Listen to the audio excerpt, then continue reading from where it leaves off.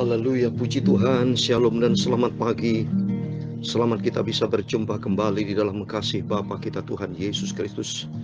Hanya oleh rahmat dan anugerah Tuhan kita masih diizinkan Tuhan bernafas, bisa bangun pagi dengan tubuh yang sehat pada Selasa pagi ini, tanggal 27 Desember 2022. Waktu berjalan terus dari sejak 1 Januari 2022 sampai hari ini, menjelang hari-hari akhir di bulan Desember, di bulan yang terakhir di tahun 2022.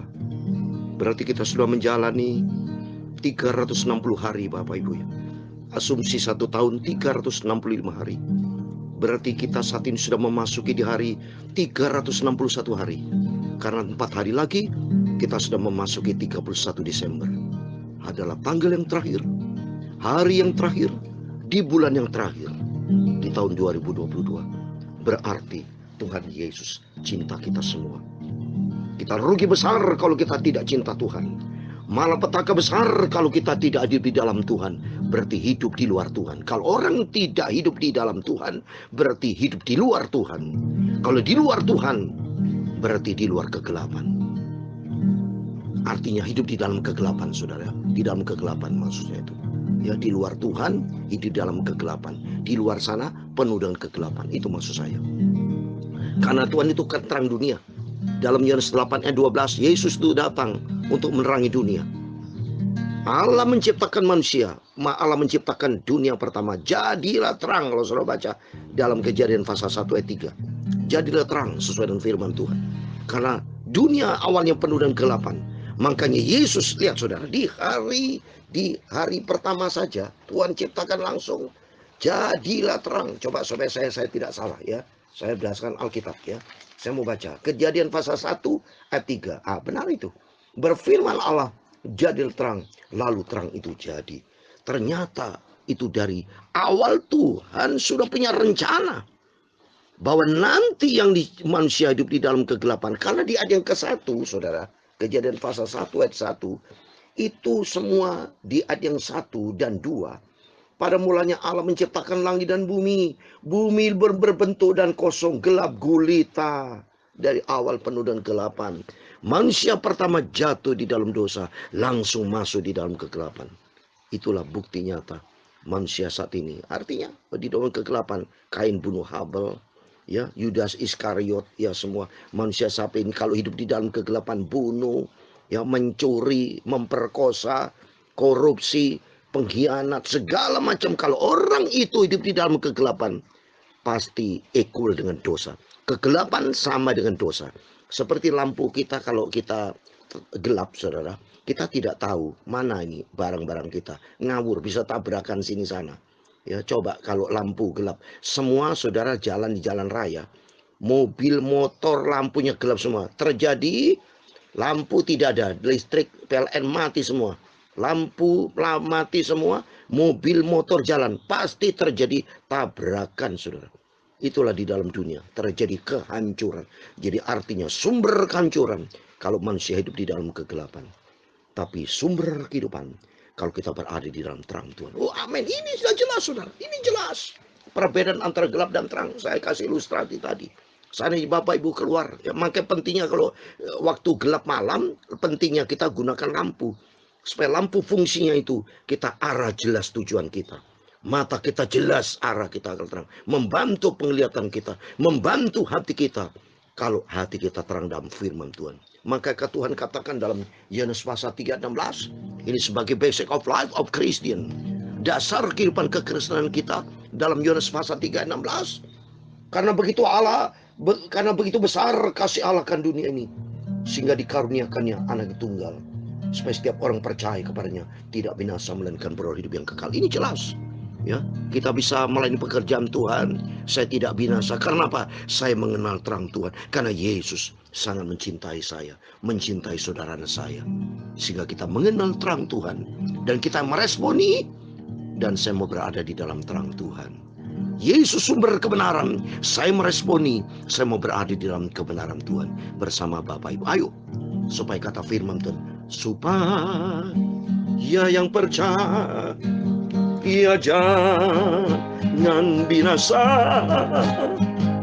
melainkan dapat hidup kekal. Amin, haleluya. Di dalam Yesus ada hidup kekal. Di dalam Yesus ada mengenal jalan terang Tuhan, supaya kita tidak berada di dalam kegelapan, saudara. Di dalam Yesus ada kebenaran. Di luar Yesus dulu saya tidak mengenal kebenaran. Bisa korupsi waktu, bisa korupsi, bisa bunuh, bisa mengkhianati, bisa benci. Tidak ada damai di luar Yesus. Di luar Yesus ada damai, tapi semu, tidak damai sejati. Tapi kata Tuhan dalam Yohanes 14 ayat 27, damai sejahtera aku berikan kepadamu. Damai sejahtera yang bukan diberikan oleh dunia. Dunia damai sejahtera yang semu sementara. Tapi damai sejahtera Tuhan, damai sejahtera yang sempurna, damai sejahtera yang kekal. Amin. Karena begitu Allah cinta dunia, haleluya, hingga diberikannya anaknya yang tunggal, supaya yang percaya jangan binasa, melainkan dapat hidup kekal. Amin, haleluya. Karena begitu Allah cinta dunia, haleluya, hingga diberikannya anaknya yang tunggal, supaya yang percaya jangan binasa, melainkan dapat hidup kekal. Amin. Tuhan tidak mau seorang pun binasa. Hidup sebuah pilihan, saudara. Terang, benar, atau gelap, atau hidup di dalam kegelapan dosa. Silakan memilih. Tapi bagi kita semua sebagai orang yang dipilih sama Tuhan, mari kita memilih jalan terang. Kita mau hidup di dalam kebenaran Tuhan. Karena Tuhan berfirman dalam 2 Petrus, saya mau baca ini Alkitab. Tuhan begitu mencintai kita semua. Karena itu dikatakan Allah begitu besar cintanya kepada umat manusia. Karena Tuhan tidak mau seorang pun binasa. Dalam 2 Petrus pasal 3 ayat 9, saya mau baca 2 Petrus pasal 3 ayat 9.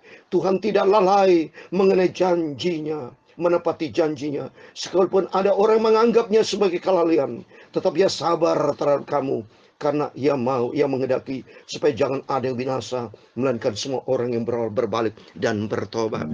Supaya yang percaya jangan binasa, haleluya, melainkan berbalik bertobat, mendapat hidup kekal. Amin, haleluya. Karena begitu Allah Yesus cinta dunia, haleluya, hingga diberikannya, haleluya, anak yang tunggal, itulah Yesus. Marilah kita percaya pada Yesus.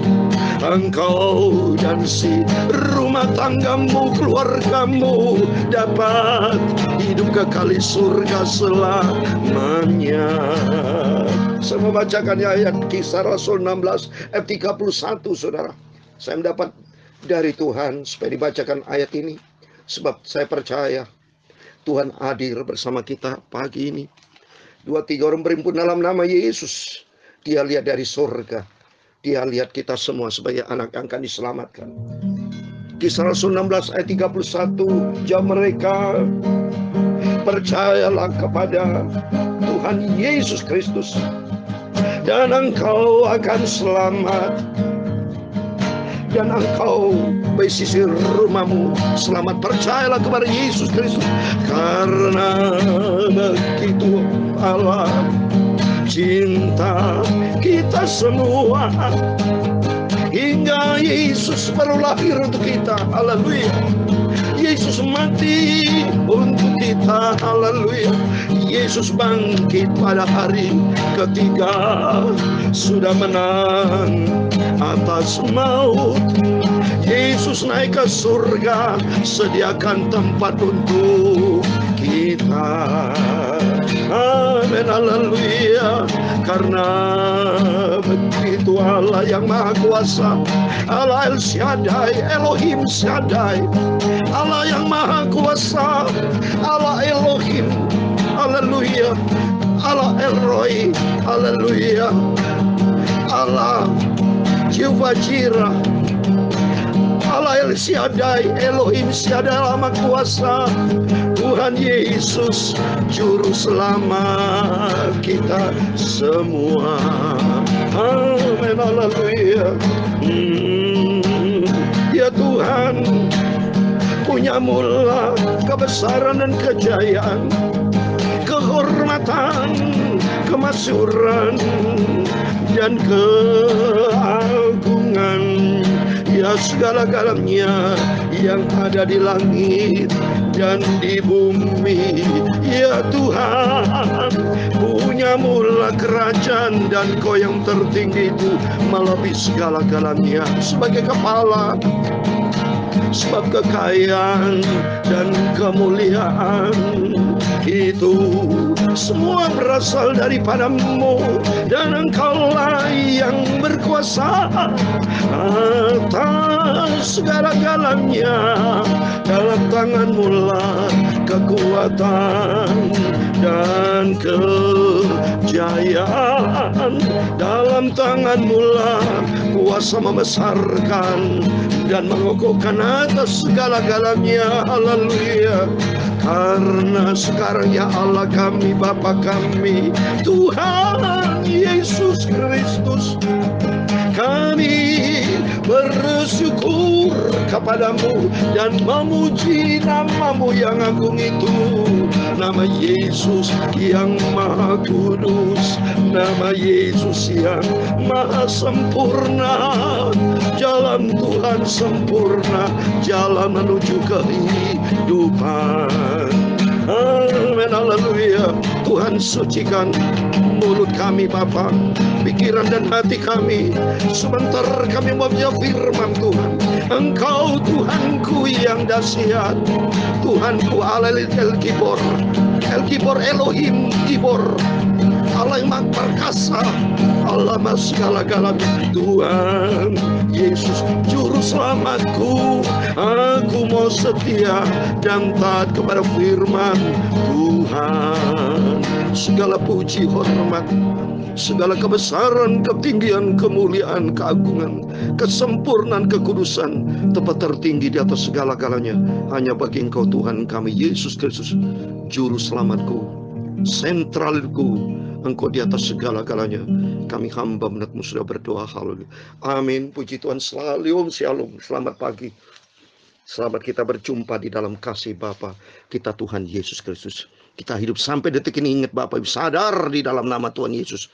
Sadar bahwa kita hidup sampai detik ini. Semua umat manusia itu karena belas kasihan Tuhan. Karena anugerah Tuhan. Karena Allah penuh dengan cinta kasih. Allah Maha Kasih. Allah Maha Penyayang. Kita semua disayang sama Tuhan. Tapi manusia banyak tak sayang Tuhan. Banyak manusia termasuk orang Kristen bohong. Ya, orang-orang Kristen tapi banyak hidup di dalam dosa. Itu banyak itu. Ada pendeta pembunuh, ada yang masuk di televisi. Anak-anak Tuhan yang korupsi. Ya, tidak tahu akan Tuhan. Ada anak Tuhan pembunuh, anak Tuhan juga. Yang ramai sampai saat ini. Saya tidak perlu sebut namanya. Mana bertobat saudara? Coba saya minta dalam nama Yesus. Contohnya Kain bunuh Habel. Dia tidak bertobat. Yudas Iskariot membunuh Yesus. Banyak sampai detik ini manusia-manusia tidak di dalam dosa. Oleh karena itu Yesus turun. Supaya manusia itu bisa mengenal kebenaran. Karena nanti kalau sampai seandainya manusia binasa semua. Waduh, Tuhan tidak mau saudara. Maka Tuhan tanggung jawab menciptakan manusia. Maka Yesus yang tanggung jawab. Dia turun. Dia Tuhan yang Maha segala-galanya. Menjelma sebagai manusia. Di dalam Roh Kudus yang namanya Yesus. Supaya dengan demikian Tuhan menyelamatkan, memulihkan manusia. Sekarang kalau Tuhan sudah turun, teletestai sudah selesai. Sekarang responnya manusia seperti apa? Karena maka Tuhan berfirman dalam Matius 24:14. Banyak yang dipanggil, sedikit yang pilih. Artinya, banyak mereka-mereka yang tidak meresponi panggilan Tuhan. Kalau yang meresponi panggilan Tuhan, masuk di dalam pilihan Tuhan. Dan kalau masuk dalam pilihan Tuhan, mereka setia ikut Tuhan dan taat kepada janji firman Tuhan, sehingga masuk di dalam kerajaan surga. Oleh itu mari kita mau baca Injil Lukas pasal 2. Karena ini masih suasana Natal, saudara ya. Saya atas izin Tuhan terus mau khotbahkan sampai berapa hari lagi. Saya mau sampaikan tentang berita Natal ini. Berita tentang kehadiran Yesus Kristus. Supaya manusia bertobat. Bapak Ibu bisa sampaikan ini berita-berita firman kepada teman-teman, silakan dibagikan supaya mereka bisa sadar bahwa kita ini berasal dari Tuhan. Tuhan ciptakan, bukan nenek moyang kita, bukan kita sendiri yang mencipta diri kita, tapi kita ada di muka bumi ini karena Tuhan. Kita hidup ini berasal dari Tuhan. Maka Tuhan berfirman renungan pagi ini, kemuliaan Allah di tempat maha tinggi di antara manusia yang berkenan kepadanya. Tolong garis bawahi, manusia yang berkenan kepadanya. Saya mau baca Lukas pasal 2 ayat 14, demikian firman Tuhan. Kemuliaan bagi Allah di tempat yang maha tinggi dan damai sejahtera di bumi di antara manusia yang berkenan kepadanya. Amin. Kemuliaan bagi Allah di tempat yang maha tinggi. Allah yang maha tinggi adalah Allah yang maha besar. Allah segala-galanya tuh. Oh, luar biasa. Oleh itu mari kita takut kepada Tuhan. Dia sungguh-sungguh adalah Tuhan yang maha segala-galanya. Oh, dia pencipta, saudara. Kita bisa hidup sampai detik ini. Itu karena anugerah Tuhan. Gak boleh main-main, saudara. Banyak orang Kristen main-main, saudara. Ya, oleh itu kita cinta Tuhan. Kita mau sungguh-sungguh kepada Tuhan Yesus. Biar damai sejahtera dari Tuhan turun menyertai kita. Sebab di luar Tuhan Yesus kita hancur dan binasa. Tanpa Tuhan kita tidak bisa apa-apa. Allah maha tinggi artinya Allah Elohim Elyon. Elohim Elyon, Allah yang maha tinggi. Allah El Shaddai, Elohim Shaddai. Allah maha kuasa, the Almighty God. Allah yang maha segala-galanya. Dia sanggup menciptakan segala-galanya. Maka kita takut sama Tuhan. Di tempat yang maha tinggi Allah Elyon itu, saudara. Ya. Oleh karena itu mari kita mau takut sama Tuhan karena dikatakan di situ supaya apa? Supaya kita berkenan kepada Tuhan di antara manusia yang berkenan kepadanya. Menjadikan diri kita, mari kita mau berkenan sama Tuhan. Hidup kita menjadi berkenan sama Tuhan kalau kita hidup berserah sama Tuhan. Tuh berserah kepada Tuhan. Saya kasih ayat terakhir yang berkaitan dengan berkenan kepada Tuhan. Rom pasal 12 ayat 2 dikatakan, jangan kamu menjadi serupa dengan dunia ini, tapi berubahlah oleh pembaruan di budimu, sehingga kamu dapat membedakan manakah kehendak Allah, apa yang baik, yang berkenan kepada Allah, dan yang sempurna. Mari kita menjadi orang yang menjadi perkenanan Tuhan. Menjadi perkenanan Tuhan apabila kita ada di dalam wilayah Allah. Maka dikatakan di sini, janganlah kamu menjadi serupa dengan dunia ini, tapi berubahlah oleh pembaruan budimu. Kita harus berubah. Kita punya 3 unsur. Kehidupan manusia punya 3 unsur. Tubuh, jiwa, roh. Tubuh ini mulut, saudara. Saudara menjadi orang Kristen tapi mulut saudara muka ngomel-ngomel, marah-marah, mohon maaf, keluar nama hal yang tidak berkenan, ya. Mata kita jelalatan kiri kanan tidak benar, saudara. Pikiran kita pikiran kotor. Hati kita hati dendam, dengki, benci. Itu semua kehidupan yang lama. Belum dibaru itu. Masih hidup di dalam kegelapan, maka terjadi kebencian, kedendaman, kedengkian, pembunuhan. Karena hati kotor. Hati kotor, pikiran jahat. Pikiran jahat, perbuatan jadi jahat. Jadi tubuh, jiwa, roh, jahat total. Itu harus dibuang dalam nama Yesus. Maka kita menjadi ciptaan yang baru. Sudah saya katakan, kelahiran Yesus. Dulu manusia hidup di dalam kegelapan. Dengan lahirnya Yesus menjadi terang benderang. Kita melap terang Tuhan. Makanya manusia yang berkenan kepada Tuhan, kalau kita hidup berserah ada di dalam Yesus. Di luar Yesus masih hidup di dalam kegelapan dosa. Tapi di dalam Yesus kita menjadi terang. Hidup yang berkenan kepada Tuhan. Sehingga kamu dapat membedakan mana kehendak Allah. Apa yang baik, yang berkenan, dan yang sempurna. Amin. Oleh itu mari kita meresponi firman-firman yang selalu saya sampaikan termasuk dari para hamba Tuhan. Yaitu hidup yang berkenan kepada Tuhan. Mari kita akan duduk di hadapan Tuhan. Di antara manusia yang berkenan kepada Tuhan. Berarti banyak manusia-manusia tidak berkenan sama Tuhan. Logikanya gitu kan. Di antara manusia yang berkenan, berarti kebanyakan mayoritas tidak berkenan daripada Tuhan. Tapi di antara manusia yang berkenan, jadi mari kita menjadikan diri kita manusia yang berkenan kepada Tuhan. Sehingga manusia yang berkenan salah satunya di antara kita. Di antara manusia yang berkenan itu salah satunya kita semua. Manusia yang berkenan kepada Tuhan. sehingga nanti kelak kita masuk di dalam kerajaan surga. Amin. Tuhan memberkati kita semua. Karena begitu Allah cinta dunia ini, haleluya, sehingga diberikannya, haleluya, anaknya yang tunggal, itulah Yesus, supaya yang percaya kepada nama Yesus Kristus tidak binasa, haleluya, melainkan dapat hidup kekal. Amin, haleluya. Supaya yang percaya dan taat kepada firman Tuhan masuk ke dalam kerajaan surga. Amin. Tuhan memberkati engkau dan melindungi engkau. Tuhan menyinari kau dengan wajahnya dan memberi kau kasih karunia. Tuhan mengharapkan wajahnya kepadamu dan memberi kau damai sejahtera. Bapa kami yang di surga, dikuduskanlah namamu, datanglah kerajaanmu, jadilah kehendak-Mu di bumi seperti di surga. Berikan kami pada hari ini makanan kami secukupnya, dan ampunilah kami kan kesalahan kami, seperti kami juga mengampuni orang bersalah kepada kami. Dan jangan membawa kami ke dalam pencobaan, tetapi lepaskanlah kami dari perang jahat, karena Engkau-lah yang mempunyai kerajaan dan kuasa dan kemuliaan sampai selama-lamanya. Amin. Puji Tuhan, selamat pagi. Selamat kita menikmati hidup bersama dengan Yesus. Hidup baru. Natal berkaitan dengan hidup baru di dalam nama Tuhan Yesus Kristus. Tuhan memberkati dan Tuhan bersama kita. Immanuel. Haleluya. Amin.